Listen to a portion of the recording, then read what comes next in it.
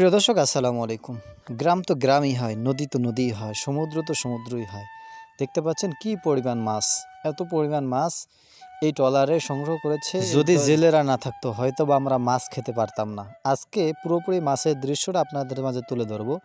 আপনারা যে চিংড়ি মাছ খান, চিংড়ি মাছ বলা হয় টাইগার চিংড়ি, সাদা চিংড়ি, বিভিন্ন প্রকার চিংড়ি মাছ আছে।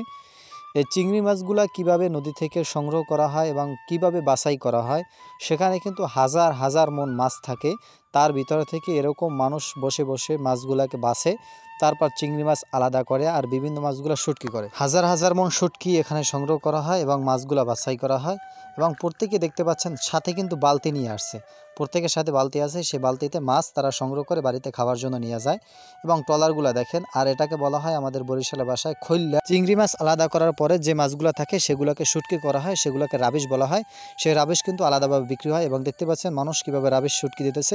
এগুলো কিন্তু দেশে বিদেশে পাচার হয়। আপনার কাছে